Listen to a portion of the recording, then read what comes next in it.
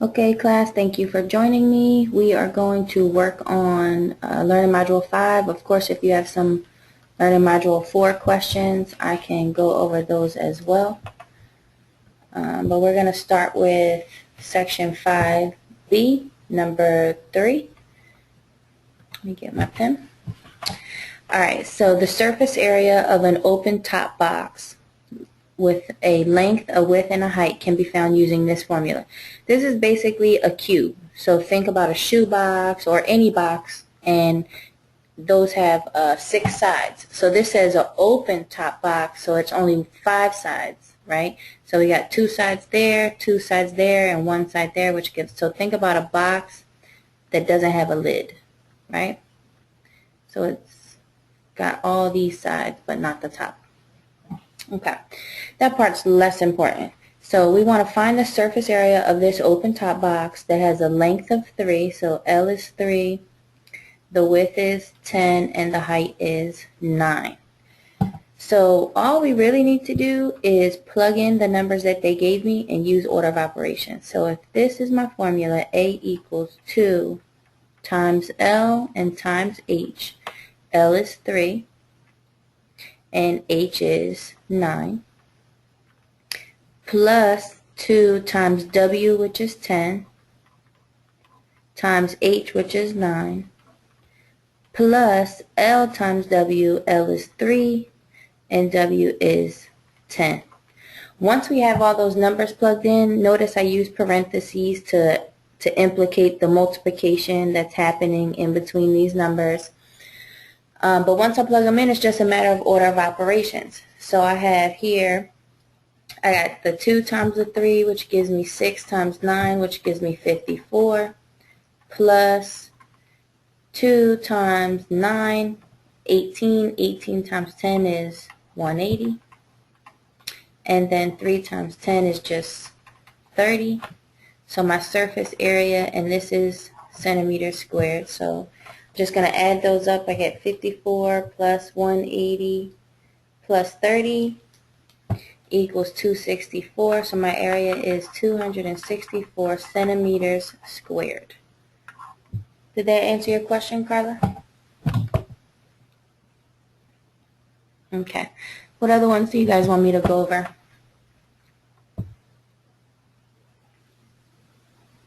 I can just skip around if you want and do a couple from each section, if you don't have any specific questions. Nick, what about you? Did you have any in particular that you wanted me to go over?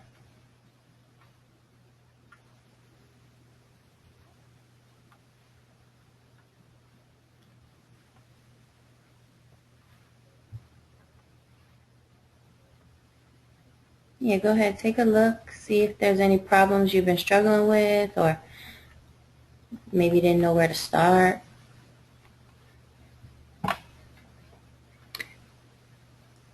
Okay, you want me to, I'll do like maybe 1 or 2 more from this section while you guys are looking.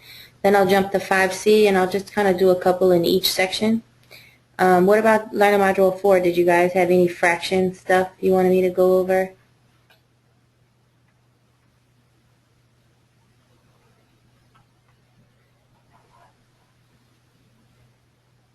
I know, everybody hates fractions. Just think, the easiest way to think about fractions is just money. You know, nothing is ever $4 exactly. It's always $4 and some change. And that's really what fractions are. It's just the change. You can't overthink it. But I do notice, and I could not be talking about you guys, but I do notice people who know their multiplication tables really well, like by heart, they do those 12 by 12s like off the top of their head, kind of have a much easier time manipulating fractions. I find that students who don't know the multiplication tables that well have a hard time. But I can go over some fractions. Maybe it's just something simple I can clear up for you if you think of it. Okay? All right, so I'm going to pick another, I'm going to skip around and pick another problem here. Okay, this is just an expression. A small company is creating a new product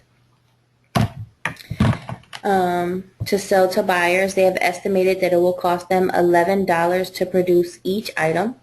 and they will have startup costs of $84,000. This leads to the following expression, which gives the total cost in dollars to produce Q number of products. And obviously they're trying to determine how many products, that's why that's a variable. Use this expression to predict how much it will cost them to produce 8,300 items. So what that means is we're going to plug in the 8,300 into the Q and just do order of operations. So I have the 11Q plus 84,000. 11 times the number they gave me, 8,300 plus 84,000. And now we're just going to do order of operations. So 11 times 8,300 is 91,300. Then I'm going to add the part that I didn't use yet to get my final answer, which is, okay, any questions about that one? $175,000, $175,300. Any questions about that one?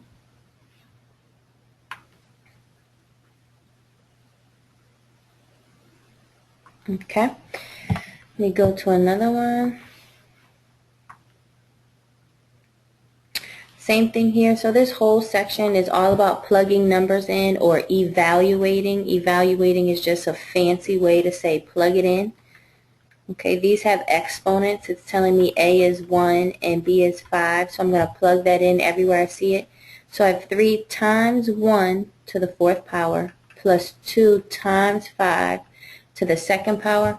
Order of operations say do exponents first. So I have 1 to the 4th power, which 1 times 1 times 1 times 1 is still just 1, plus 2 times 5 to the 2nd power. Well, 5 to the 2nd power is 25. So now I'm just going to multiply and get the final answer of 53. Any questions about that one?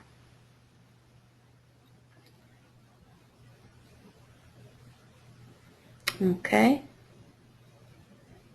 Pick another one. Make sure I didn't lose you guys. Okay.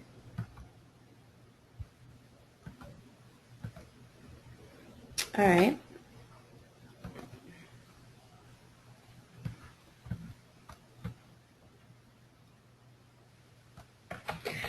Okay, let's skip around. Let's see if we have. This is just like the other one. This has a minus sign in it, so let me do this one. We got 5x minus y, and then x equals 13 and y equals 7. 5 times 13 minus 7, we got 5 times 13, which is 65, and 65 minus 7 is 58. Any questions about that one?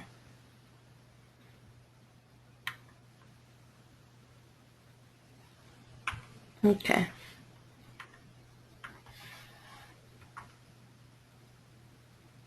More exponents.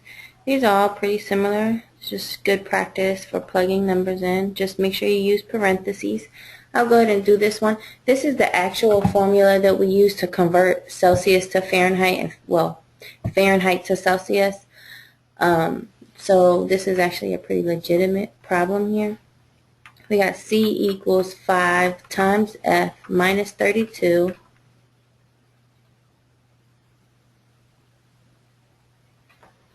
You did 3B, Carla?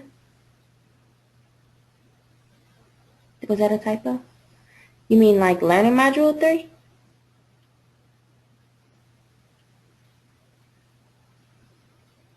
Oh, 5B. Okay, what number 5B? Question? Okay, I'll go back to it. I'm going to look at yours specifically under yours, okay? Because maybe the computer is marking them wrong incorrectly, but I can check, okay? I'm just going to finish this one first, over 9. So this is the actual formula. It says F is 77, so that's what we will actually plug in. Then again, once you plug it in, it's just all about the order of operations. So order of operations, say do parentheses first. I have 77 minus 32, which is going to give me 45. So then it's going to be 5 times 45 divided by 9, which is 225 divided by 9. So I'm going to get Celsius is 25 degrees. So 77 degrees Fahrenheit is equal to 25 degrees Celsius. Okay. So let me go back to number 3. Carla, did your problem have the same number, the 3, the 10, and the 9?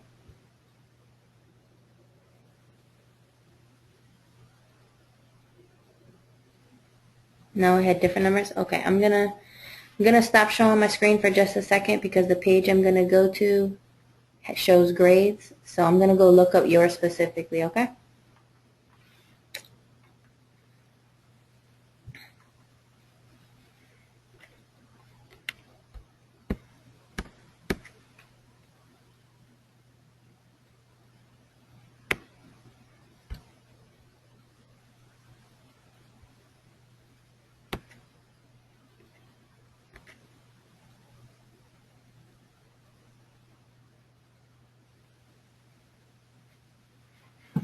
Okay. So Carla, this was under your name, surface area of 6, 7, and 9.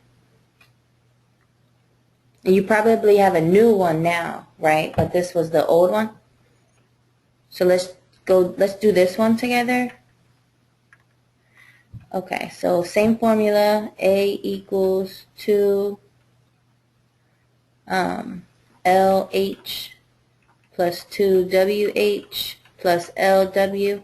And I'll help you with the new one you got, but let's just check the one you did here. Okay? So my L is 6, my width is 7, and my height is 9. So I'm going to get area equals 2 times the length times the height plus 2 times the width times the height plus 6 times the width. Okay, so on this particular problem, this is how it should have looked once you plugged it in. And then you're just going to do the math. So you got 2 times 6 times 9. So we get area equals 108. Very good. Plus the 2 times 7 is 14 times 9 again is 126. And then plus 42. So I should be able to add 108 plus 126 plus 42 and get 276. So when you add these together, you get 276. So let's just see. But you typed in 258 right there. So let's see. It is 276, okay? Do you think maybe you just added them wrong? Ah, you added 108 twice. Okay, that's what it was. So you think now you could probably go back and do the other one, the new one that you got? Okay.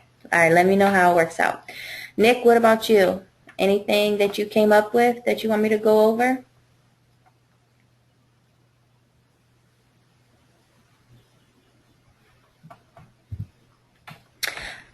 I actually, did I leave that in your guys' schedule? Did I leave the home improvement project in your schedule? Nick? Let me just see real quick. Oh, I thought.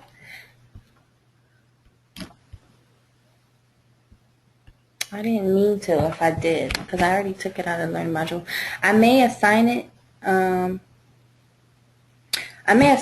an extra credit or a makeup but I'm not going to make it part of the required because since this class is so short, you guys have a lot of homework to do and a lot of things to hurry up and get ready for the final. So I'll probably assign it as like an assignment to help bring people's grades up and things like that. But for now, we're not going to do it. But I just wanted to check to see. Was that it? No, that's not it. Come on, open.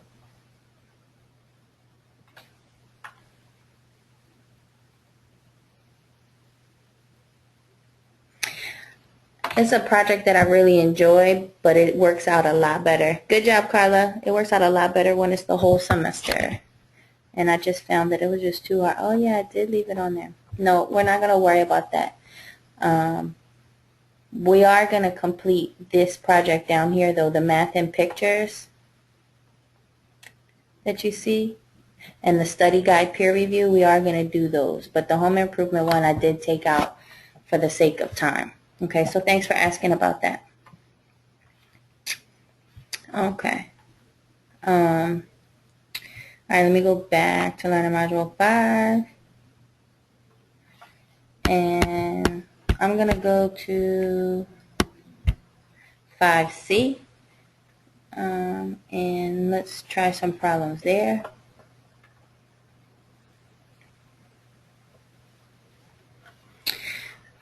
All right, so this expression has to do with distributing, and it looks like combining like terms. So let's get started with this one.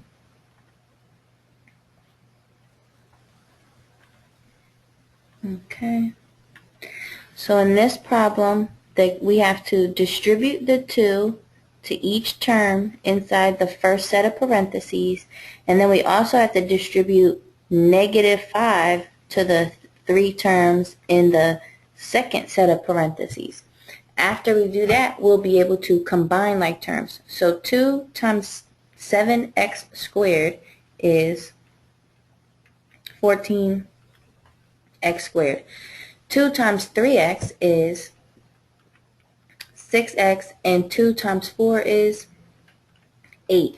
Now that is all from the first distribution. Okay, so as you can see, we have a second set of parentheses here. Now I'm going to do -5, because that minus sign is part of that 5. -5 times 3x squared, which is minus 15x squared. Then -5 times 5x is a minus 25x. And then -5 times 5 is just a minus 25. So these blue answers are all from the second distribution.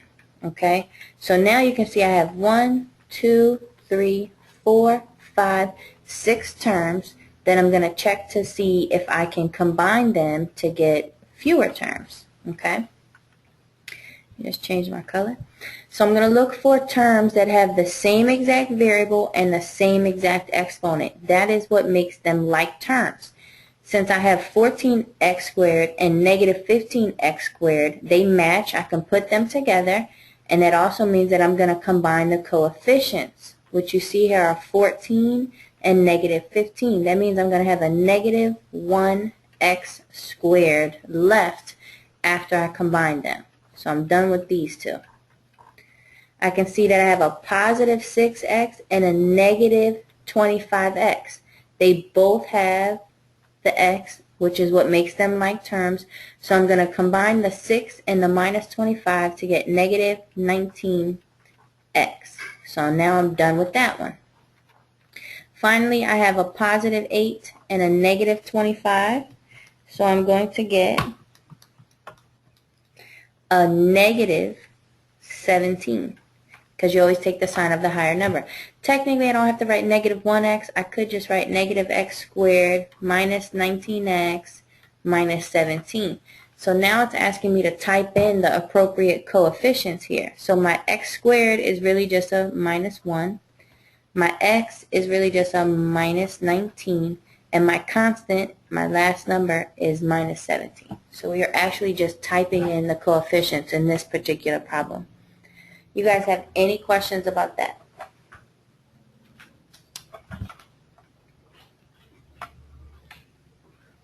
Anything? Yeah, sure. Let me clear this one out. Now you good, Carla? That's good. All right, let me pick another one.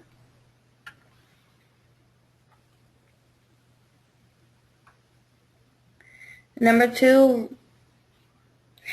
Oh, you wasn't paying attention. Okay, well, pay attention to this one. All right, so number 2 is just like number 1, okay? Can you hear me still? Can you both still hear me, Nick and Carla? Okay, good. All right, don't lose me. All right. All right, so this problem, what can you guys tell me about this next one? How is it different from the example we did in question number 1? How is it different? Yeah, in the first one there was a lot of terms, right? This one, there's only 2 terms. Correct, Nick? In the first one there was an exponent of 2. That's very good, very good. Now, what is the same? What is the same about these 2 problems between this one here and this one here? What is the same?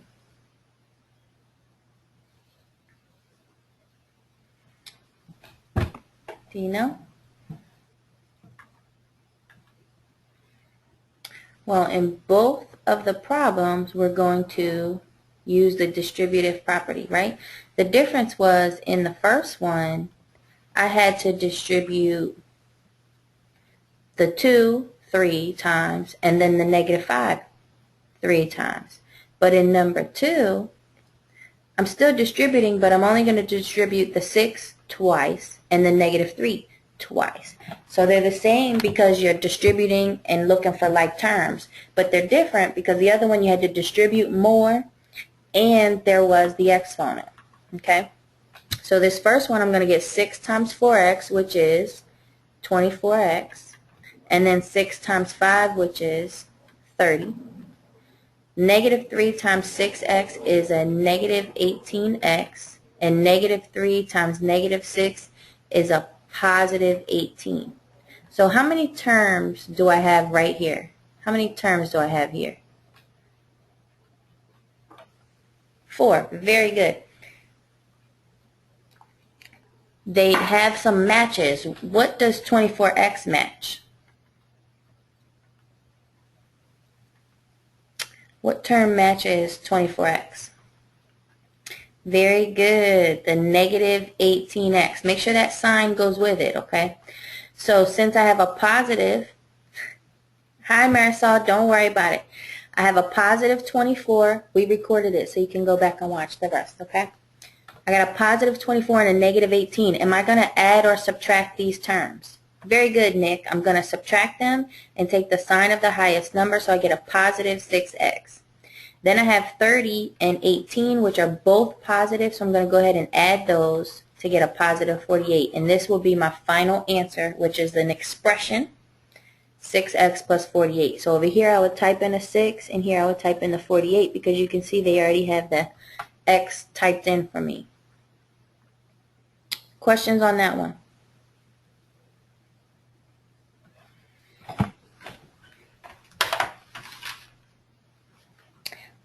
Will there always be parentheses?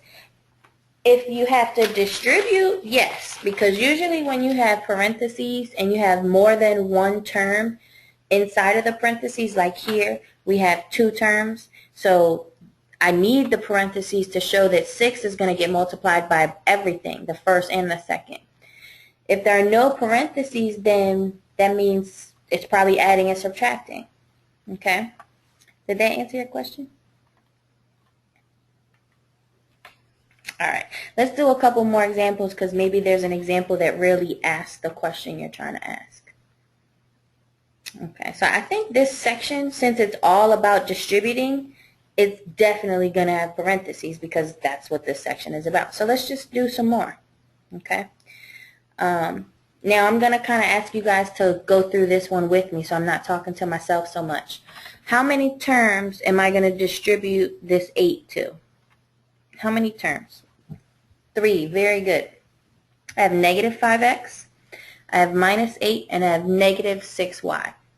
So that means 8 is going to get multiplied 3 times. 8 times negative 5x is going to give me what? Minus 40x. Very good. And 8 times negative 8, just a simple minus 64. And then 8 times negative 6y is going to give me what? Very good. Negative 48y. Now technically this is my final answer because I have 3 terms that do not match. None of them have matching variables or matching exponents, so I cannot combine these any further. This would be my final answer.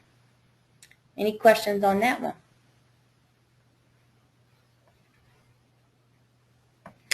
If the 48 had an x, then yes, I would put these two together. But since he has an x and he has a y, it's kind of like saying negative 40 apples and negative 48 oranges, and apples and oranges aren't the same, so can't put those together. Okay? I know it sounds goofy. Alright, let's do another one. Let me erase this and pick another problem. What about this one? What's my answer going to be to this one? Number 4. What's my final answer going to be?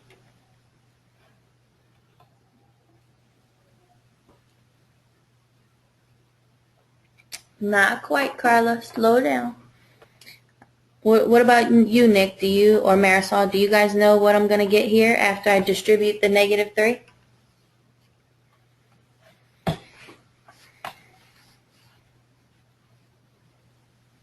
Nope. Close. But that's not it. Nope. You're guessing. Y minus 2. Close. What is negative 3 times y? Negative 3y. Very good.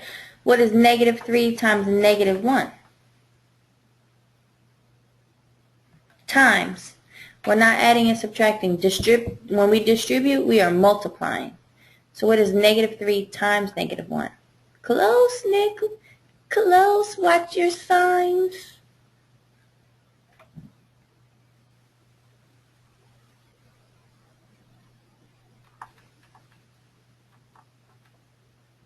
Very good. Okay, so just in case, if you're having trouble when you're multiplying and dividing positives and negatives, okay, this is just a simple thing to help you remember. It's Tic-Tac-Toe Board. It only works with multiplication and division. You put P's down the winner for positive, and then you're going to put N for negative in all of the other spaces. And what you can do is you can use this on your scrap paper like during a test. So for instance, I had a negative times a negative. A negative times a negative is a positive, which is what I have there. A negative times a negative is a positive. Or what about a positive times a negative is a negative? It works no matter what way you go. A negative times a positive is a negative. Or a positive times a positive is a positive. Okay, so if you need something to help you guys with the signs, there you go. And again, remember that to distribute means to multiply. We're not adding and subtracting here. The only time we're going to add and subtract is if these are like terms. But technically, are these two terms like terms or unlike terms? Unlike. So I cannot add them. That would be my final answer that I would type in to IMATHAS. Okay? Let's do some more. Let me see here. Alright, you guys do this one. Let me see what you get. Try this one and type in what you think the answer is into the chat box.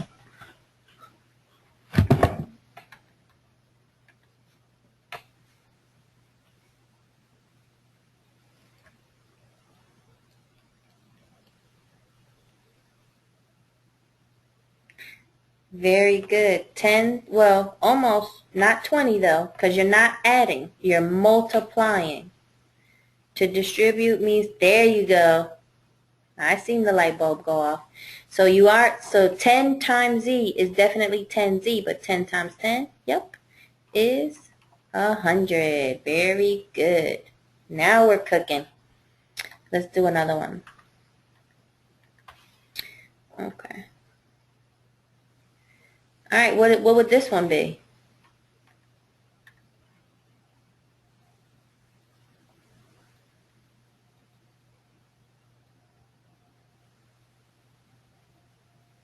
What do you guys think this one would be?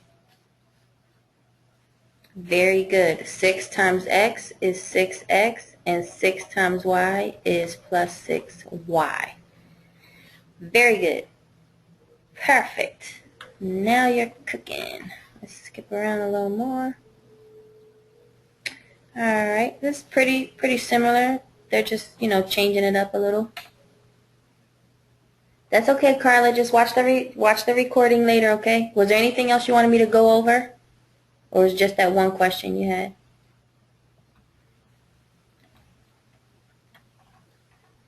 Okay, see you later. So in this problem number 10, 2 times 6a would give me a 12a, and 2 times 3b would give me a 6b. And again, these are not like terms because they have different letters, so I cannot force them together. This would be my final answer. Okay?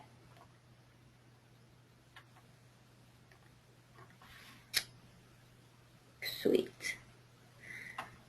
See if there's anything here that looks more difficult. Okay, let's try this one.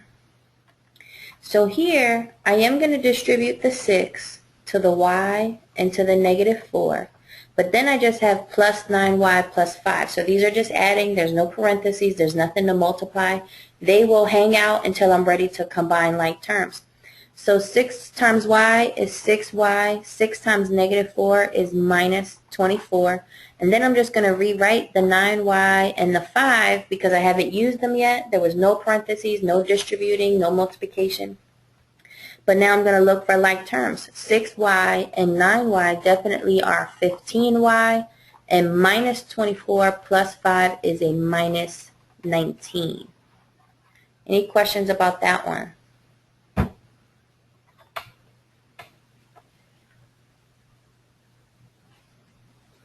Okay, sweet. Let's go to another section. Let's see what's in 5D.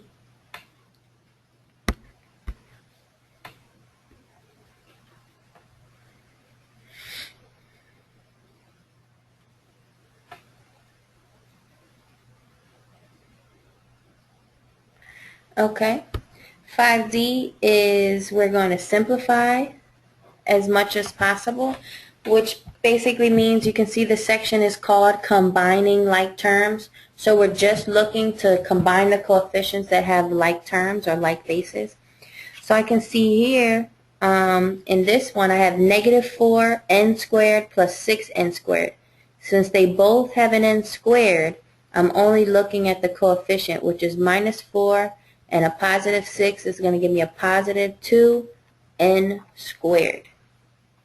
Questions about that one? Very good, Nick. Alright, let's just go to the next one then. Or, like I said, I'm going to skip around. Are these like terms in number 3? Are these like terms?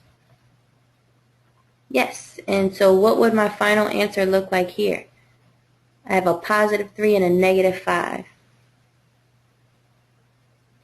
Very good. Negative 2, not squared, but to the 6th power, right? You want to keep the same exponent that's there. So to the 6th power. No, I get it. I know you're typing it in. Alright, so let's just keep skipping around. Now we have 3 terms. Are these 3 terms like terms, or only some of them? Or are all 3 of them like terms? Very good. So a positive 4 and a positive 8 give me 12x, and I still have the minus 10x. Positive 12 minus 10 gives me a positive 2x. Questions about that one?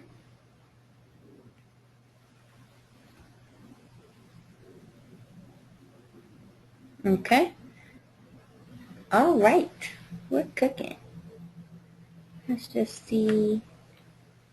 Marisol is still there?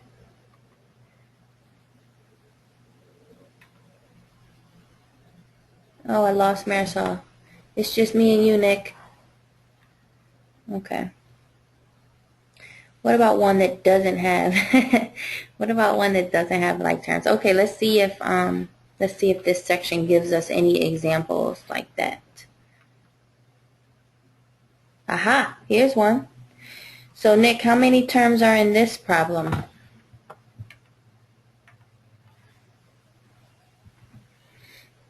4. So I got 1, 2, 3, 4. Are they all like terms or just some of them? 2 each. Very good. So I got 3z and regular z, which is going to give me a, how many z's? Very good. 4z. And then I have 7 and 2, which are going to give me a plus 9. So this is a good example where they're not all like terms.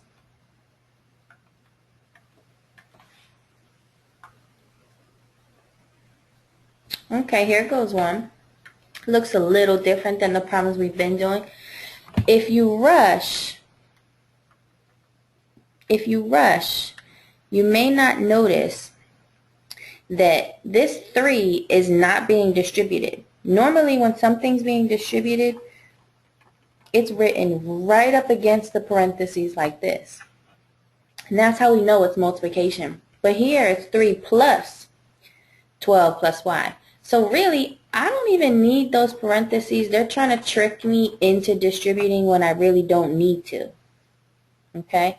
So really, I'm just adding these and I'm looking for like terms. 3 and 12 give me 15. So my final answer here will be y plus 15. Any questions about that?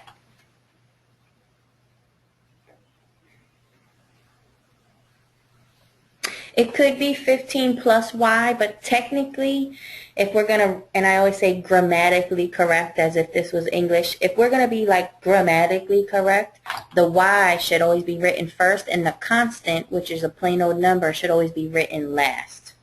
But technically, 15 plus y is equivalent to y plus 15.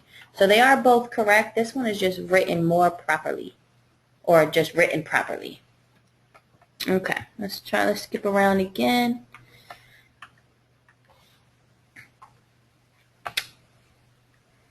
What do you think you're going to get here?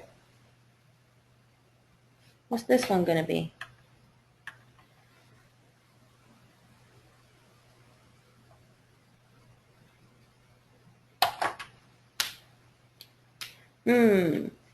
You are multiplying, but there's only one thing to distribute to. You know, normally inside the parentheses there's like more than one term, like something like 5 times x plus 2, right? I would distribute twice.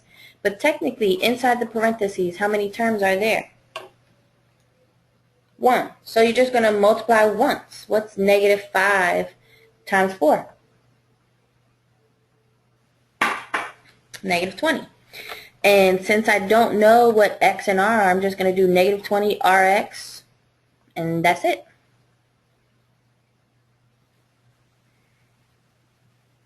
Okay? Now, once I know what r and x is, then I could multiply. Yeah, I could do another one like this. Let's see. I'm going to type this in incorrectly so that it marks it wrong. And then I'm going to reattempt. Oh, I don't want to reattempt. Oh, here we go. All right, what do you think this one will be?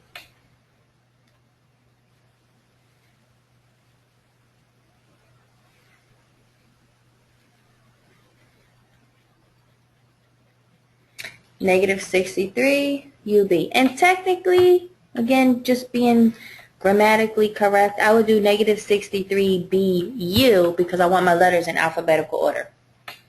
But yeah, you're right. Okay, let's see what this last one is.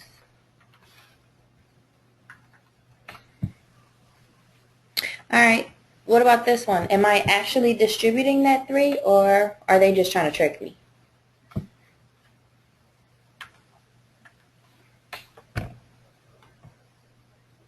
Exactly. So really it's just like W plus 7 plus 3, which is W plus 10. Exactly, because it's not right next to the parentheses. Very good. Now, if it was written like this, would you know what to do? What if it was written like this?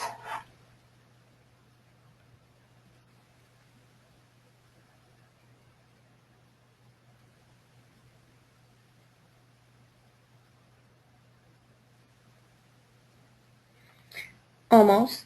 You know, normally you're used to seeing it like this, and you would distribute the 3. I would get 3W plus 21. This is the same exact thing as this, except it's just written a little backwards. So, but it would still be 3W plus 21. Okay? So the kicker here was the plus sign, like you mentioned. It's not right next to the parentheses, but I could have had it right next to the parentheses in the back, and it still would have been multiplication, just like this one. Okay? All right. So let me clear that. And then we're going to go to, I think there was only one more section in this homework, so 5E. Let me get to 5E. Okay. Problem solving. Okay. So, can't read. Some of this is in the way. Okay. This one says, write an expression in symbols for each word phrase. Let n be the input. So it's telling you when you see the word input, you're going to use the variable n. To find a difference or quotient, write the numbers in the order in which they are stated. So we're basically translating regular words into math sentences. So these are English sentences that we're going to translate into math sentences. Okay? So we got the difference between the input and 7. Well, the difference means subtraction. Now it's the difference between input and 7. The input we know is n, and 7 is written like this. So the difference between the input and 7. Very good. Very, very, very good. Okay. Okay. Desmond is 5 inches taller than Nikki. So we have Desmond and we have Nikki. Okay. And this guy is 5 inches taller than Nikki, right? If we let T represent Nikki's height, so Nikki is represented by T. If T represents Nikki's height in inches, write an algebraic expression for Desmond's height. Well, if Desmond is 5 inches taller than Nikki. Now, I would have liked to use N for Nikki, but hey, they told us to use T for Nikki. So I would actually just write 5 plus T here because it says write the expression, not the equation. This would be the equation because of the equal sign. But it didn't ask for the equation, it asked for the expression. So I only entered this part. Any questions about that one? All right, smoking. Let's see.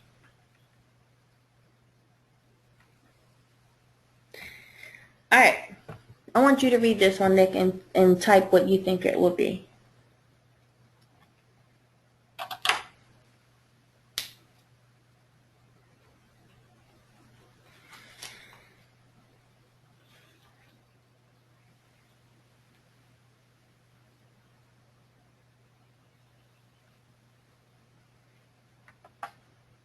What do you think this one will be?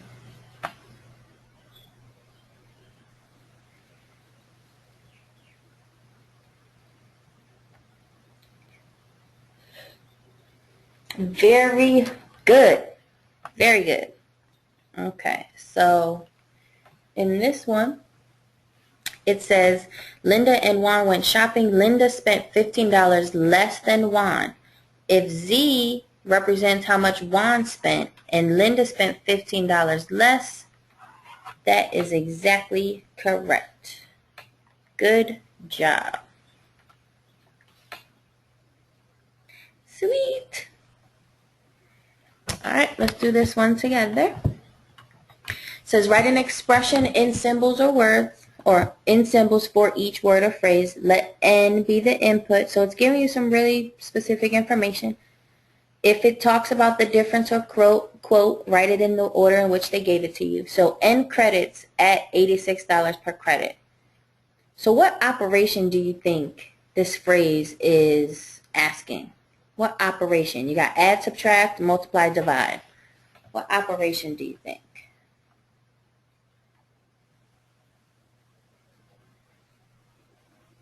Close, not division. What's the opposite of division?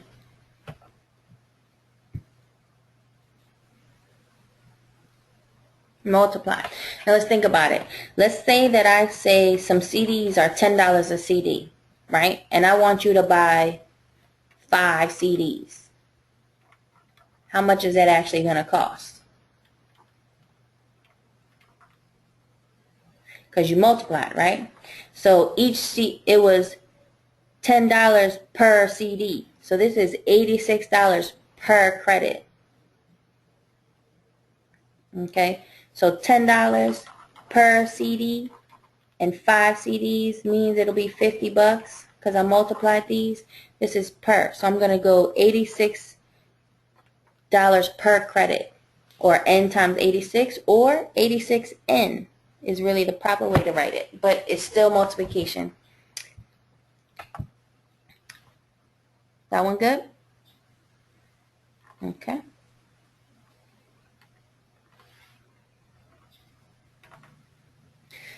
Jake studied Z hours for a big test. Julie studied twice as long.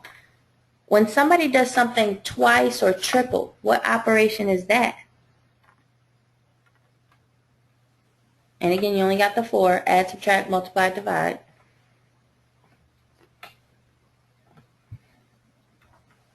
Jake studied Z hours, and Julie studied twice as long.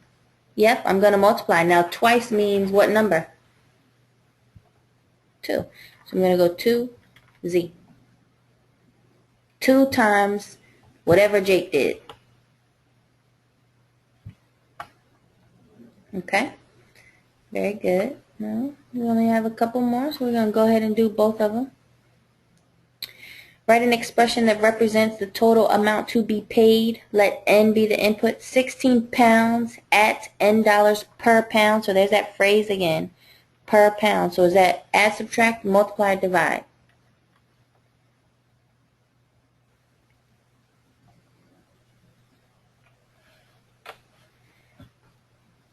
Exactly. So I'm going to get 16N.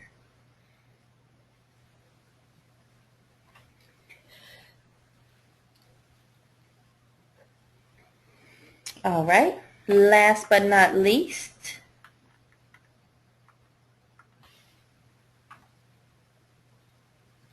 Mr. Smith and Mr. Stein were driving to a business meeting 140 miles from their office. So here's their office. They're going to their meeting, and it is 140 miles away. Mr. Smith drove X number of miles, and then Stein drove the rest of the way. Write an algebraic expression for how many miles Mr. Stein drove. What do you think? Let's forget about the expression for a minute and just talk about the scenario. How could I figure out if Smith drove X amount of miles? What operation would I use to figure out what Stein drove? Not divide.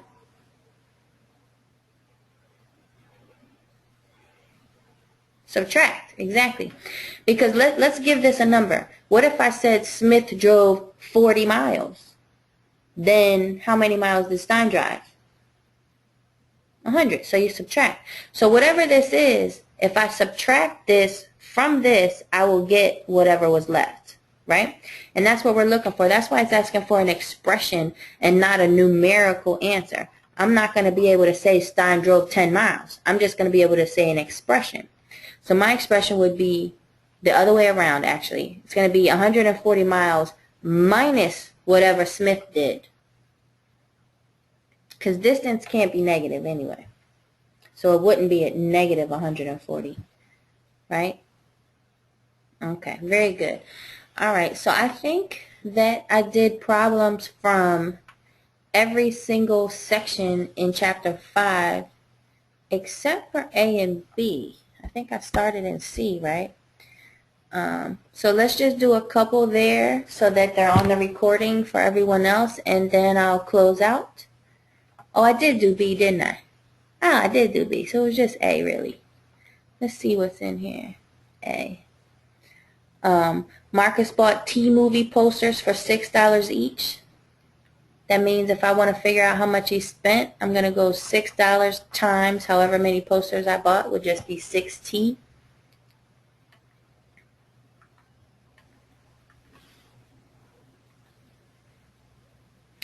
The difference between 8 and triple the input. So the difference means minus between what? Between 8 and triple the input. And again, they told me to make n the input. So the difference between this and this. Twice was times 2, right? And triple would be times 3. Okay?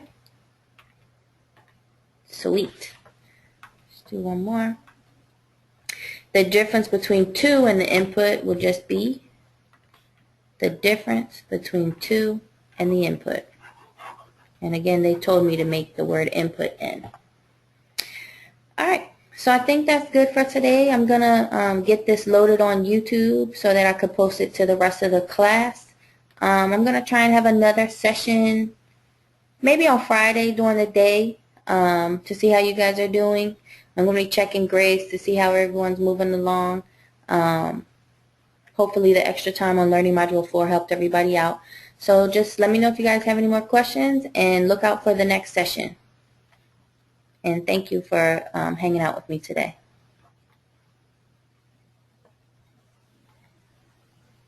You too. Have a good day, huh?